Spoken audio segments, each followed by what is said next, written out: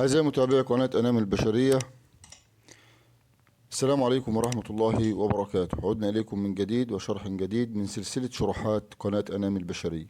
معكم سلامة قيالة، وموضوع شرح اليوم هو كيفية عمل فستونة ستارة تفتح 150 سنتي من قطعة قماش عرضها بيكون 140 سنتي، وده العرض، عرض قماش الكنز المعتاد 140 سنتي. بسم الله، نبدأ الشرح. زي ما شفتم دي قطعة قماش 140 سنتي، في الطول اللي هنستخدمه 2 متر و20 سنتي. وزي ما حضراتكم شايفين قطعة القماش بنفردها بالطريقة اللي ظاهرة أمام حضراتكم في الشاشة، وبناخد من الطرف 40 سنتي وبنعمل علامة،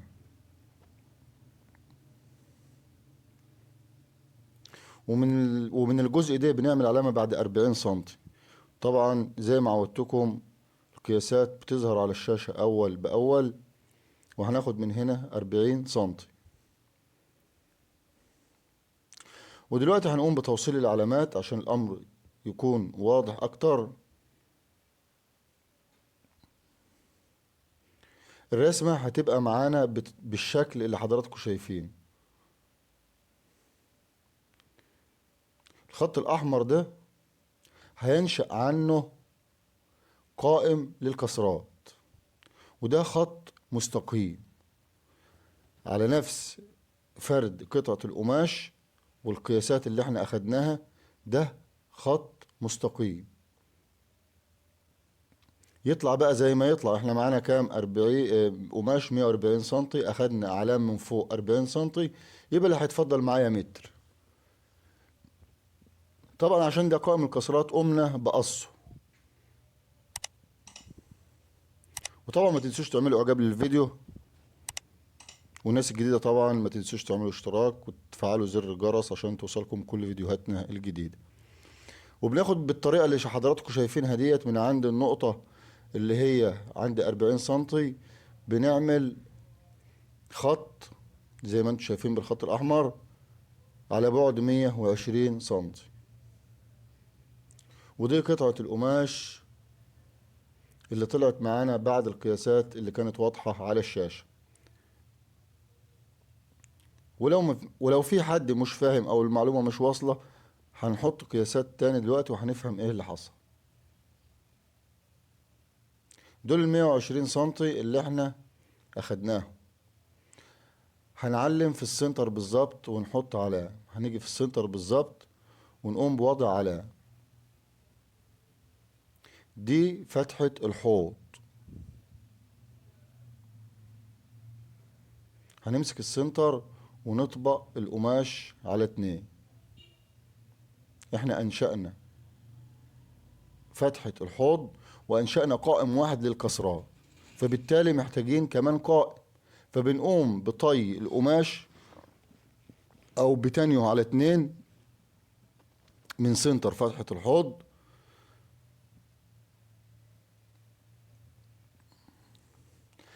علشان نحدد مكان قائم الكسرات التاني. طبعا اليوم كان فيه هواء شديد وفيه عفرة وكده. القماشة غلبتني على ما عدلتها. ده القائم، لما تنينا القماش ظهر لي القائم التاني، فقصيت الزيادة فأصبح معايا 2 قائم للكسرات. الأمر سهل، ولكن هو محتاج تركيز لأن الطريقة مختلفة شوية عن الطريقة المعتادة. أصبح قائم الكسرات معايا متر.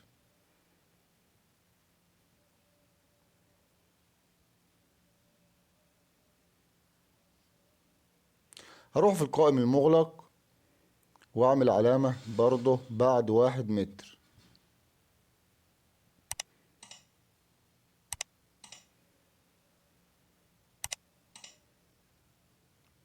وبعد المتر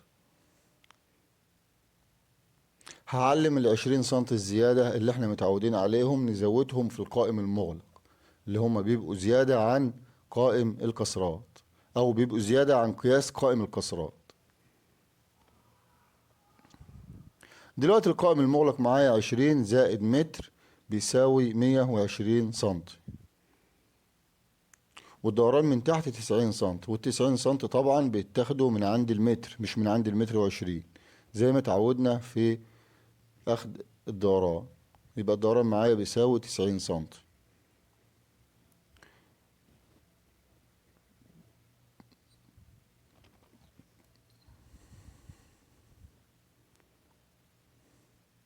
فاضل معايا قوام الكسرات، هقوم بتقسيمه كالتالي.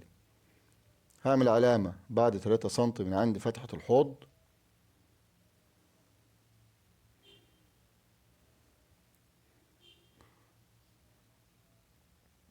واخد علامة بعد 7 سنتي من عند الدوران من تحت، والمسافة اللي بين العلامين، المسافة اللي بين العلامتين بالظبط، بعمل الكسرات بتاعتي من 10 ل 12 سنتي. بقسم الكسرات على الآلة الحاسبة من 10 ل 12 سنتي.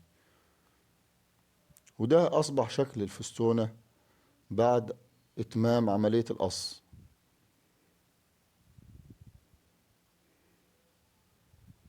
دلوقتي سريعا هنقوم بتركيب قطعة الفرنشة.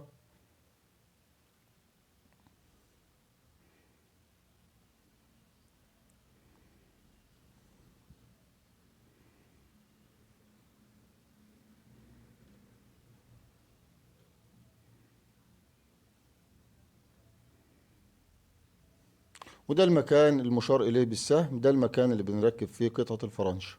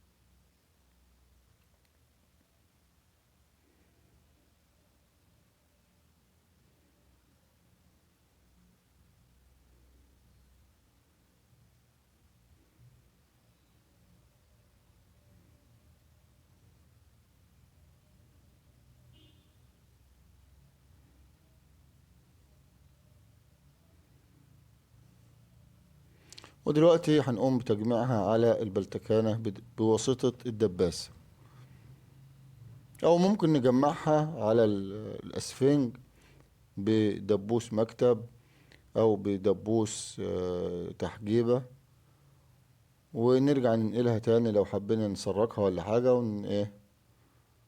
وندوس عليها بالمكنة.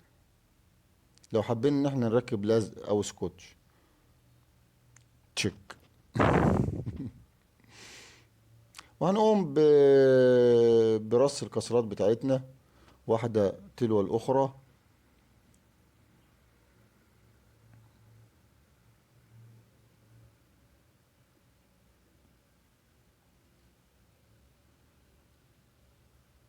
وطبعا يفضل عمل بروفة قبل تركيب الفرنش، عشان لو في أي مشكلة قابلتني ممكن أقدر أعالجها.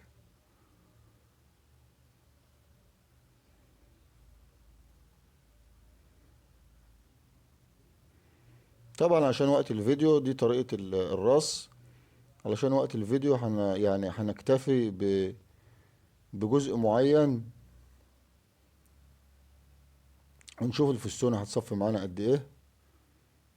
لو حد حابب يطلع على فيديو لكيفية رص الفستونة من البداية للنهاية، أو المشاكل اللي بتواجه الصنايعي في رص الفستونة، ممكن يطلع عليه في فيديو على القناة.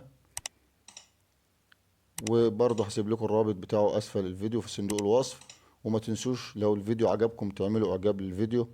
والناس حبايبنا اللي بيزوروا القناة لأول مرة، ما تنسوش تعملوا اشتراك وتفعلوا زر الجرس علشان توصلكم كل فيديوهاتنا الجديد. وده العمل النهائي او الشكل النهائي للفستونة. فتحت معانا 150 سنتي، وبيكون السقوط بتاعها تقريبا حوالي 45 سنتي. اتمنى اكون افدتكم.